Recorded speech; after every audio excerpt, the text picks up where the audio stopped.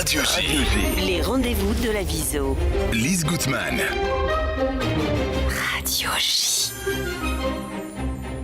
Coralie Abram-Palti, bonjour, merci Bonjour. d'être avec nous. Je rappelle que vous faites partie de la section Viso à Vive et que vous avez une invitée ce matin que je vous laisse nous présenter. Merci Lise. Oui, toutes les 2 semaines, nous partons à la rencontre de femmes célèbres ou anonymes qui ont de l'audace, de la créativité, de la persévérance. Autrement dit, des femmes qui ont de l'ambition, des rêves et surtout qui s'autorisent à les réaliser. J'ai le plaisir d'accueillir aujourd'hui Lola Zerbib. Bonjour Lola. Bonjour Lise.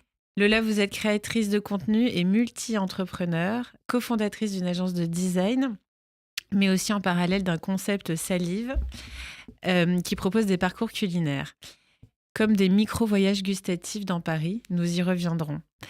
D'ailleurs, vous partagez vos recettes au quotidien avec toujours beaucoup de poésie et de générosité. Mais d'abord, Lola, qui Moi j'en étiez-vous veux des recettes. On va Je en suis avoir fan peut-être. absolue. Mais d'abord, Lola, qui étiez-vous avant la création du studio Ravage? Quel a été votre parcours? Alors j'étais assez jeune avant la création du studio parce que je l'ai cofondé avec mon associée Natacha à 24 ans. Donc avant ça, j'étais une jeune parisienne qui a choisi très tôt de faire des études de design.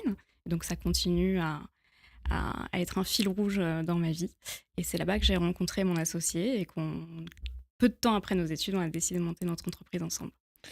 Super, donc des études de design depuis donc 2015, c'est ça? Oui. Vous designez, concevez, vous allez un peu nous raconter parce qu'il y a des personnes qui ne savent pas trop ce qui se cache derrière le design. Oui. Vous designez des lieux, des objets, des identités pour des clients avec votre associé dont vous venez de parler. Racontez-nous un peu, c'est quoi il y a plein de projets différents, mais quelques projets pour qu'on concrétise. Voilà. Voilà, donc dans le design, il y a plein de champs. Le design, c'est l'idée de mettre en forme les choses, faire en sorte qu'elles ressemblent à quelque chose et surtout qu'elles soient utiles et qu'on puisse s'en servir. Et donc, on va dire qu'il y a le graphisme, donc tous les habillages que vous pouvez voir autour de vous, le mobilier, donc tous les meubles, toutes les choses qu'on va poser, l'espace aussi, comment on agence les choses. Et nous, Natacha et moi, on était plutôt dans les études du mobilier et de l'objet. Et on s'est associés en 2015 à l'époque avec des gens qui faisaient du graphisme et aussi de l'espace. Et l'idée, c'est que, comme dans beaucoup de milieux, quand on commence les études, il y a beaucoup de femmes. Et puis quand on arrive dans les entreprises et plus on monte les échelons, plus le milieu devient masculin. Donc il y avait cette petite chose qui nous titillait un peu. On avait envie de d'avoir notre projet à nous pour pouvoir prendre les choses en main. Et puis associer différentes compétences du design pour pouvoir prendre en charge tout un projet globalement. Donc par exemple, là où ça se traduit le mieux, par exemple, c'est sur de l'événementiel. Quand vous allez dans un lieu et que tout est coordonné, à la fois les stands, à la fois la communication, tout ce que vous allez voir et que vous ayez vraiment l'impression d'être immergé dans un lieu particulier quand vous rentrez dedans. Donc une agence 100% féminine. Tout à fait, c'était important pour nous. Vous êtes combien aujourd'hui dans l'agence? Alors, aujourd'hui, on n'est plus que mon associé et moi, mais vous allez voir, Natacha et moi, vous allez voir, on a pris un peu un chemin de traverse. Effectivement, c'est là où j'allais y venir. C'est que peut-être qu'il manquait un peu de piment dans votre entreprise, je ne sais pas. Mais vous décidez de créer Salive avec votre associé, qui a un concept original qui propose des parcours gustatifs. Oui, alors vous parlez de piment, mais si on parle de citron, autre chose qui pique, vous connaissez l'adage, quand la vie vous donne des citrons, faites de la limonade. Oui. Donc quand la vie vous donne une pandémie, faites un projet qui s'appelle Salive. Et donc on avait pas mal travaillé dans l'événementiel gastronomique. Donc en 2020, on s'est retrouvés un petit peu comme tout le monde, le bec dans l'eau et avec plus aucun événement. Et on s'est posé la question de comment continuer à faire notre métier de designer et puis surtout comment créer des moments d'évasion pour toutes les personnes qui étaient bloquées. Et c'est comme ça qu'on a eu l'idée de Salive, de se dire, en fait, on fait de l'événementiel, mais l'événementiel, avec les conditions qu'on nous impose, c'est-à-dire de devoir faire les choses en extérieur, de devoir faire les choses en petits groupes, de ne plus avoir les capacités de rassembler les gens dans un même lieu. C'est là qu'on a eu l'idée de se dire, en fait, on est dans une ville qui a un tissu extrêmement riche, avec énormément de commerçants indépendants qui, en plus, à ce moment-là, étaient bien bien seul. Oui. Et on peut vraiment créer des petites aventures dans la ville où on déplace les gens. Et c'est comme ça qu'on est venu au principe des parcours salive. Donc l'idée, c'est qu'on aille visiter 5 restaurants différents, dans lesquels à chaque fois on récupère une petite portion au format street food, et on est guidé par une petite carte papier qui va vous raconter un peu l'histoire de la personne que vous rencontrez. Non, mais ça, dans c'est le vous restaurant. qui le faites ou c'est les personnes... Alors nous, on les crée, on les écrit, Oui. on les vend aussi. Et en fait, les personnes... Alors, c'est pas très radiophonique ce que j'ai fait. Non, mais j'ai on est ramené- filmé. Voilà. Les gens, en fait, vont au premier arrêt de leur parcours et récupèrent un petit kit comme ça en craft. C'est comme une chasse au trésor dans la ville. Un Tout peu. à fait, c'est exactement ça. Une chasse au D'accord. trésor très gourmande. Et donc, dedans, voilà, hop là, on entend dans le micro, on a de quoi faire sa balade. Donc, on a des couverts, on a une carte papier qui vous explique tout ce que vous allez faire, comment ça marche, et des petits tickets à aller échanger chez chacun des restaurateurs. Bon, on y va, Coralie, Ah ouais. là, voilà. Tout de suite, ce midi, c'est parti. Ah, c'est super. Et puis on a plusieurs quartiers au choix, elle va nous raconter. Oui, c'est ça, voilà. Et donc, chaque balade raconte, donc, vous amène à rencontrer 5 personnages qui sont un peu des piliers des restaurateurs indépendants de la ville. Vous allez découvrir leur cuisine. Au travers de leur cuisine, évidemment, vous découvrez un petit peu leur histoire et leurs origines. Et l'idée de chacun de nos parcours, avec cette idée de micro-voyage, c'est de montrer qu'on est dans une ville extrêmement multiculturelle et qu'en fait, c'est très facile d'aller à la rencontre de l'autre et des autres cultures sans forcément partir très loin. C'est des restos ethniques, plutôt? Oui, plutôt. On est plutôt sur une thématique cuisine du monde et puis on essaye d'avoir des choses qui sont plutôt bon marché. Nos parcours sont à 37 € par personne. Oui. Donc oui, c'est plutôt des restaurants qui vont Et faire des on choses goûte quelque chose dans chaque voilà. dans chaque lieu Ouais. où vous nous envoyez, en fait. C'est ça, voilà. Et vous avez eu l'idée de le faire en anglais? Et ben justement, on est en train de traduire les parcours. bien vu. J'ai pensé aux touristes, Ah bah ça oui. peut Ouais. être une idée Ça va géniale. cartonner. Ouais, on parle principalement en francilien aujourd'hui. Et l'idée, c'est aussi pour les restaurateurs que les gens, évidemment, on rémunère toutes les portions qui sont distribuées. Mais l'idée, c'est aussi que les gens puissent revenir et créer une clientèle pour ces restaurateurs avec qui on est partenaire. Et puis c'est finalement un projet qui est engagé puisque vous soutenez le commerce indépendant. Oui. Et vous favorisez le lien social. Donc je trouve que c'est des belles valeurs derrière Salive. Alors c'est quoi vos projets de développement? Donc là vous avez combien de quartiers Alors aujourd'hui, on a 7 balades. 7 Là, balades. on est en train de faire la 8e. Donc pour l'instant, toutes nos balades sont un peu sur le même principe. Donc 5 arrêts et une balade qui dure entre 1h30, 2h30 selon votre temps, puisque vous le faites vous-même. Donc vous n'avez pas de guide à suivre. Donc vous prenez votre temps. Et puis l'idée, c'est de se développer et peut-être dans d'autres villes. Par exemple, on aime bien Lille avec mon associé. Ah, sympa. Il y a On plein de sait plein de choses à trucs. Lille. Et Mhm. puis peut-être proposer des moments différents, des parcours un peu plus courts, peut-être au goûter, des formats aussi où peut-être on va s'asseoir plutôt pour dîner, des choses plus éditoriales. L'idée, c'est que avec cette tagline micro-voyage gustatif, en fait, ça peut donner naissance à plein d'expériences différentes. Mais alors justement, en parallèle, vous partagez des recettes de cuisine qui sont souvent empreintes de culture juive. Alors quel rôle la cuisine a-t-elle joué dans votre identité juive, Alors, Lola? alors, je fais partie d'une famille qui est plus, on va dire, traditionnelle que religieuse. Donc, pour moi, ce qui faisait, on va dire, la différence avec mes autres camarades de classe, c'est que les autres, c'était bizarre pour moi, ils passaient pas tout leur vendredi soir chez leur grand-mère Oui. C'est avec sûr. l'intégralité de toute la famille autour de la table et avec 14 Plats 14 différents. salades, voilà. Ouais. Et par ailleurs, les gens n'avaient pas non plus des parents qui avaient fait de nombreuses années au kibbutz et et une mère qui était donc qui gérait le Cheder Ochel, la salle à manger. Et il se trouve que quand j'ai grandi, il y avait à peu près la moitié du 19e arrondissement qui me parlait du couscous de ma grand-mère et tous les amis du kibbutz de mes parents qui me parlaient de comment on mangeait bien quand elle était Quel cuisinée. kibbutz? C'était le kibbutz Baram. Ah, bien sûr, oui. D'accord. Et vous parlez hébreu, j'ai l'impression un petit peu. Un petit peu. Mes parents oui, moi je comprends. Mais ils s'en servaient plutôt pour de langue pour pas qu'on les comprenne quand on était petit. Donc vous avez grandi avec beaucoup de marmites autour de vous. Voilà. Et vous avez vous-même... est-ce que vous avez toujours vous-même cuisiné ou vous avez eu un déclic un peu plus tard après les études ? Non.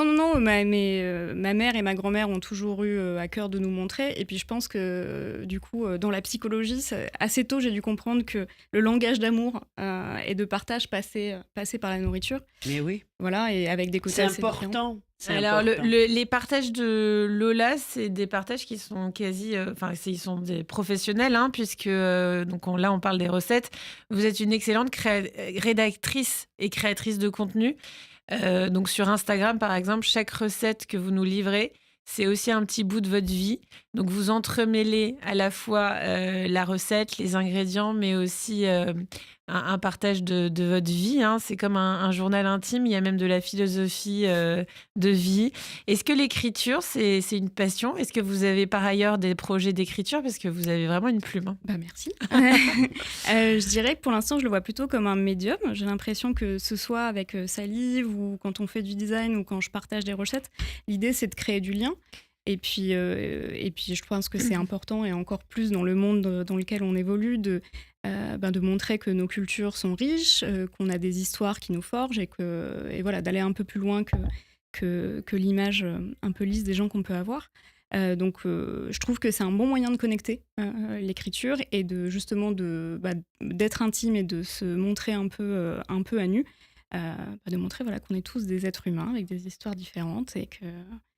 un peu au-delà des clichés. Et ça vous a apporté aussi personnellement comme une thérapie, la cuisine ? Oui, alors il se trouve que je partage sur les réseaux sociaux, sur Instagram maintenant, mais j'ai aussi... mais sous quel nom ? C'est important de le dire. Alors c'est Lspun, L-S-P-U-N. Ah voilà, oui. C'est pas très long, 5 caractères. L-S-P-U-N, voilà. Et là on tombe sur... On tombe sur mon compte Instagram, et dessus vous aurez toutes les informations aussi pour aller jusqu'au compte de Salive, ou pour aller jusqu'à mon infolettre. Donc pour l'instant, je cherche encore un modèle pour continuer à l'écrire. Mais j'ai commencé à l'écrire à un moment dans ma vie où j'avais justement beaucoup de questionnements. Et en fait, m'astreindre à ce partage-là, ça m'a permis, moi, d'évoluer. Et puis aussi d'en apprendre sur ma vie personnelle. Si vous cherchez un peu dans mes archives, il y a notamment une lettre où c'est la recette du gefilte fish. Ah, je vais comparer avec la mienne. Très bien. Et on va en parler. Voilà. Et donc en prélude, j'ai voulu un peu raconter l'histoire de ma famille ashkénaze. Oui. Et en fait, en l'écrivant, j'ai fait des recherches et j'ai appris des choses que je ne savais pas. J'ai eu plein de nouvelles informations. Donc en fait, Par exemple. J'ai grâce au formidable travail des archives nationales qui ont scanné tous les dossiers des dénaturalisés de Vichy. Oui. J'ai eu accès à tout le dossier de police de ma famille qui est arrivé dans les années 20 à Paris, et donc qui avait demandé leur naturalisation, à qui on a retiré la nationalité française dans les années 40. Et il y a une enquête de police où mon arrière-grand-mère répond. Alors on ne sait pas vraiment... ce qu'elle donne comme vraies et fausses informations, ce qu'elle protège, mais son mari, elle dit que son mari est parti et qu'elle ne sait pas où elle est. Mais elle laisse une information en disant « il aurait eu d'autres enfants ». Et moi, c'est une information que je n'avais pas.